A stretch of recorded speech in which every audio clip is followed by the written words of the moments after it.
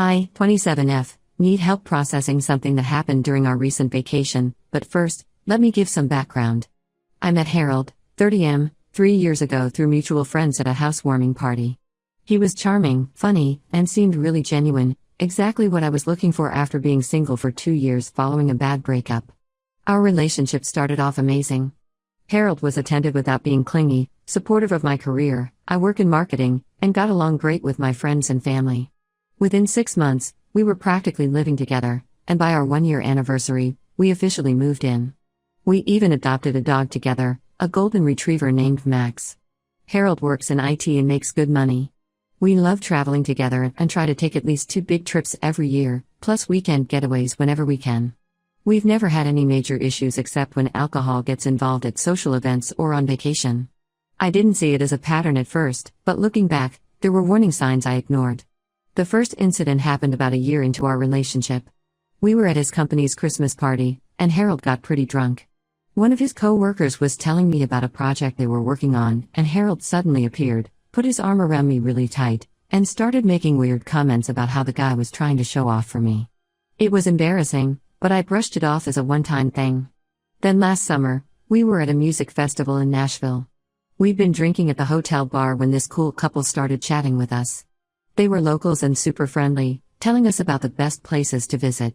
The guy worked at a popular club and offered to put us on the VIP list. Harold completely misinterpreted it and accused them of trying to lure me away. He caused such a scene that hotel security had to get involved. That night in our hotel room was terrible. Harold wouldn't stop yelling about how I was naive and didn't see how guys were always trying to hit on me. When he threatened to leave, I panicked. We were in a city we didn't know, he was drunk, and I was worried about his safety. I tried blocking the door, but he physically moved me aside to get out. Security came up because of noise complaints and threatened to call the police. After that incident, we had a serious talk. Harold apologized profusely, admitted he had overreacted, and promised it would never happen again. He said he sometimes gets insecure because his last relationship ended badly, though he's never given me details about what happened, and alcohol makes these feelings worse. I believed him because when he's sober, he's never jealous or controlling. He encourages my friendships, supports my career, and is genuinely proud of my achievements. Fast forward to last week. We were at an all-inclusive resort in Mexico, a trip we'd been planning for months. The first day was perfect. We explored the resort, relaxed on the beach, and enjoyed some casual drinks by the pool. Day 2 started great too. We joined the resort's beach party, had some cocktails, and were having an amazing time. A group of guests invited us to join their beach volleyball game. They were 2 couples and a few single friends who'd all traveled together from Canada. Everyone was friendly and fun, and I was having a blast. But then I noticed Harold's mood starting to shift. One of the guys, Mike, was chatting with me between games, asking about our trip and recommending activities at the resort since their group had been there for a week. Suddenly, Harold stormed over, grabbed my arm, and started accusing Mike of hitting on me. I tried explaining that we were just talking about the resort, but Harold wouldn't listen. He started getting loud, telling Mike to back off his girlfriend and making a huge scene on the beach. The group apologized and quickly left, even though they'd done nothing wrong. I thought we could salvage the day if we went back to our room to cool off, but that's when things got really bad. Harold started screaming about how I was flirting with Mike, how I always attract attention from other men, and how I probably enjoyed it. I kept begging him to lower his voice because we were in a hotel with thin walls, but he just got louder. He kept going on about how I was dressed. I was wearing a normal bikini and cover-up, just like every other woman at the resort, how I was laughing too much at Mike's jokes, and how I always do this to him. I was trapped in the room with him yelling for almost an hour before security finally came because of noise complaints. The next morning, we had to go to the resort manager's office like children being sent to the principal. We both had to sign papers acknowledging that one more incident would result in immediate eviction from the resort. I've never been so humiliated in my life. The rest of the vacation was tense. I was constantly worried about running into the volleyball group or having the staff judge us. My best friend Sarah has never really liked Harold. She says he gives off weird vibes when he drinks, and after the Nashville incident, she told me to be careful.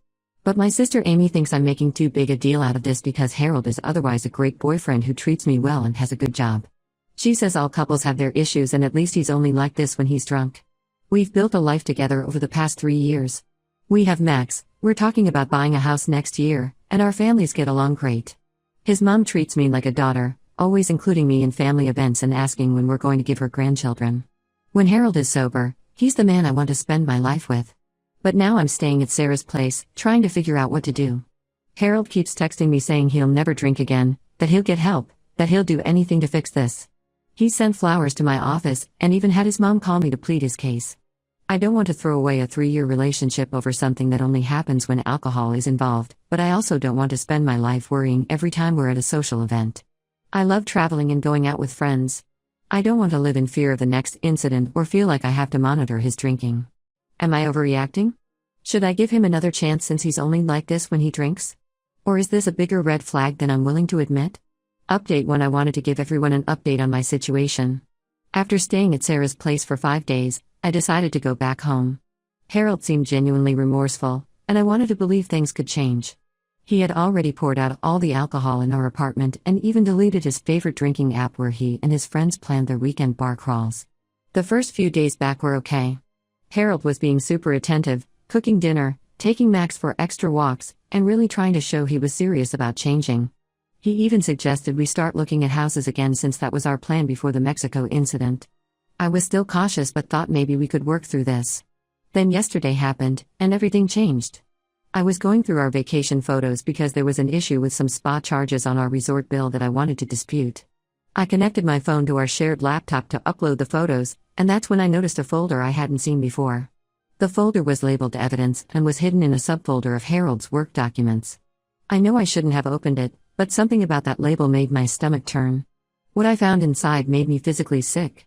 There were hundreds of photos, all of me, taken without my knowledge. Photos of me talking to male co-workers at office parties, chatting with our friends' boyfriends at barbecues, even just ordering coffee from male baristas. Each photo was dated and had notes attached: laughing too much at John's jokes at office party. Touched Mark's arm while talking about his new job. Spent 15 minutes talking to coffee guy about his tattoos. The Mexico photos were there too. Dozens of shots of me playing volleyball, talking to Mike and the other guys from the group. Harold had been secretly photographing me the entire time, even before his blow-up. There were detailed notes about what I was wearing, how I was standing, who I was talking to. When I confronted Harold about the photos, he initially tried to deny knowing about the folder. Then he claimed it was his friend Tom who suggested he document my suspicious behavior because Tom's girlfriend had cheated on him, and he wished he'd had evidence. Finally, after I threatened to leave again, Harold broke down. He admitted he's been taking these photos for months. He said it started after his company's Christmas party last year, when he saw me laughing at his coworkers' jokes. He convinced himself I was flirting and decided to start documenting my behavior as proof. He said he knew it was wrong but couldn't stop himself because he was sure I was going to leave him for someone else eventually. I was still processing this when Sarah called me. Apparently, Harold had been messaging her nonstop for the past week. She sent me screenshots of his messages, and they're disturbing. He's been writing these long, rambling paragraphs about how much he loves me and how he needs to protect me from other men who just want to use me. He told Sarah that he has proof I've been emotionally cheating on him and asked her to help him compile more evidence. The messages to Sarah get worse. He's been describing in detail every interaction he's seen me have with other men, even things like the grocery store clerk helping me with my bags or the maintenance guy who fixed our dishwasher last month. He's created this entire narrative in his head about how these men are all trying to steal me away from him. What really shook me was when his mother called. She was crying, telling me how Harold has been struggling ever since his ex-girlfriend cheated on him 6 years ago. Apparently, he found her with his best friend at the time, and it broke him.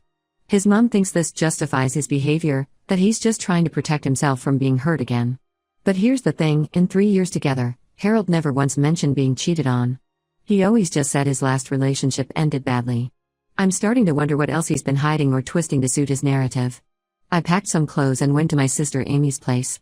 She's completely changed her tune about Harold being a great guy after seeing the photos and messages. Even my dad, who really liked Harold and was talking about helping us with a house down payment, told me to stay away from him for a while. Harold's reaction to me leaving again has been all over the place. He switches between apologizing profusely and trying to justify his actions. This morning he sent me a 5-page email explaining how his documentation was just his way of working through his trust issues. He said I'm punishing him for being honest about his feelings and that if I really loved him, I would understand why he needed to do this.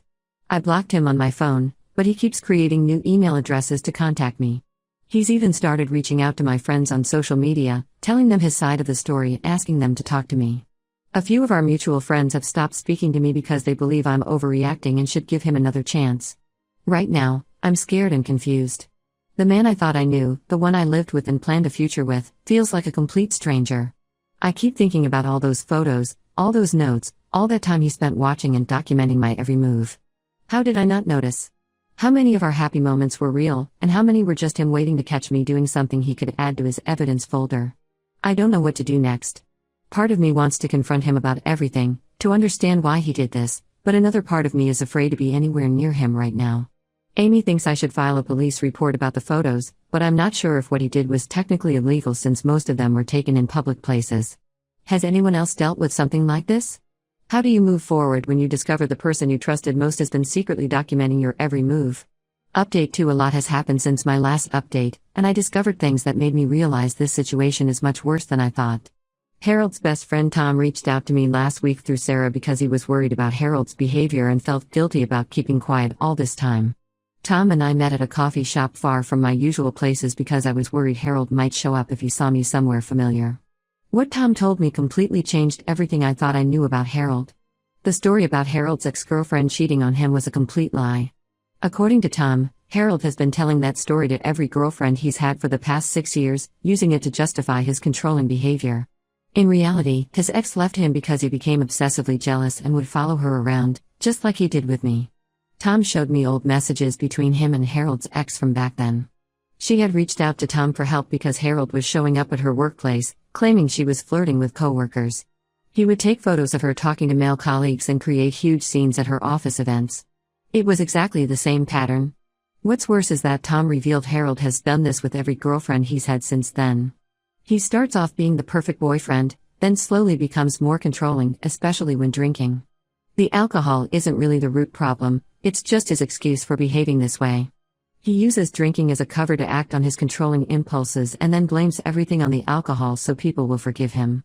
When Tom finished telling me everything, I felt sick. All those times Harold apologized and blamed the alcohol, all those promises to stop drinking, it was all just part of his pattern. I decided to confront Harold about this through email, thinking it would be safer than meeting in person. His response was terrifying. At first, he tried to claim Tom was lying because he was jealous of our relationship. Then he sent a barrage of emails calling me naive and stupid for believing Tom over him. Finally, around midnight, he showed up at Amy's house completely drunk. He started banging on the door, yelling that he needed to talk to me and explain his side of the story. Amy told him to leave or she'd call the police, but he wouldn't budge. He got in his car and just sat there, parked outside her house, calling and texting me nonstop. The messages kept getting more erratic, switching between begging me to listen to him and accusing me of ruining his life. We ended up having to call the police to make him leave. The officers found empty beer cans in his car and arrested him for public intoxication. He spent the night in jail, and I thought maybe that would be a wake-up call for him. Instead, he started posting things on social media about how I was making him look crazy and ignoring his side of the story. He even posted some of the photos he'd taken of me, trying to prove to everyone that I was the one who had been inappropriate with other men. When I blocked him on social media, he found my LinkedIn profile and started sending me messages there. He even contacted my workplace through their general email, claiming he needed to reach me about an urgent family matter. Thankfully, my boss was understanding when I explained the situation. His family is still trying to defend him. His sister called me yesterday, crying about how I'm ruining Harold's life by getting the police involved. She said I should have just talked things out with him instead of escalating the situation. She even tried to guilt-trip me by saying Harold might lose his job if people find out about his arrest. I filed for a restraining order. The police were actually very helpful when I showed them everything, the photos he took, the messages he sent to Sarah, the footage from Amy's security camera of him refusing to leave her property, and the threatening emails. They said his behavior shows a clear pattern of escalation that needs to be addressed. Tom has been really supportive through all this. He said he regrets not speaking up sooner about Harold's pattern of behavior with his previous girlfriends. He's agreed to provide a statement for the restraining order about Harold's history of stalking and controlling behavior. I'm staying with different friends each week because I'm worried about Harold finding out where I am. He still knows where Amy lives, and I don't want to put her at risk again. I've changed my phone number and created new email accounts, but I'm still scared every time I leave the house. Update 3. I wanted to give a final update on my situation. The restraining order was granted for 1 year, and I haven't had any direct contact with Harold for 2 months now. The judge took one look at all the evidence, the photos, messages, police report from the night at Amy's, and Tom's statement, and granted the order immediately. I moved to a different apartment complex across town. It's actually nicer than our old place, and Max seems to love having a dog park right outside. My company was incredibly supportive through all of this. They let me work remotely for the first month and installed extra security cameras at the office. They even hired a security guard for the parking lot after Harold tried to leave notes on my car. Tom told me last week that Harold finally moved to another state for what he's calling a fresh start. Apparently, he lost his job after showing up drunk multiple times and making scenes at work about how I ruined his life. His family is still trying to contact me through mutual friends, claiming he's getting help and I should give him another chance. I've blocked all of them. Looking back, I can't believe I almost convinced myself that his behavior was just about alcohol. The signs were there from the beginning: the possessiveness, the constant need to know where I was and who I was talking to, the way he would test my loyalty by creating situations to see how I'd react. Sarah and Amy have been my rocks through all of this. We started a weekly movie night tradition that has turned into a full-on girls' night with dinner and games. It helps keep me busy and reminds me that I have people who genuinely care about me without trying to control me. The hardest part was dealing with our shared friends. Many of them took Harold's side initially, believing his story about how I overreacted to his concern about other men. But after he started showing up at their homes looking for me and drunk calling them at 3 a.m., most of them realized I wasn't exaggerating. I got Max in the breakup, which was a huge relief. Harold tried to claim he should get shared custody of our dog, but since I was the one who adopted Max and paid all his vet bills, there wasn't much he could do. Max has been the best therapy I could ask for. His unconditional love and need for walks have kept me going on my darkest days. I'm not ready to date again yet, and honestly, I'm okay with that. I joined a local hiking group and started taking self-defense classes, not because I'm afraid of Harold, but because both activities help me feel stronger and more in control. I've met some great people through both groups who know nothing about my past drama, and it's refreshing to just be myself without all that baggage. Tom still keeps me updated about Harold when he thinks I need to know something important, but otherwise, I'm trying to put that chapter of my life behind me. I learned valuable lessons about recognizing controlling behavior and not making excuses for someone's toxic actions just because you love them. To everyone who commented on my original post telling me to leave, thank you. You saw what I was trying so hard to ignore. Sometimes it takes complete strangers on the internet to make you realize you're not crazy or overreacting. I'm in a much better place now, both mentally and physically, and I'm looking forward to whatever comes next. I'm ready to close this chapter of my life and focus on building a new one where I don't have to constantly watch what I say or do or worry about someone documenting my every move. I've found my freedom again, and I'm never letting anyone take that away from me.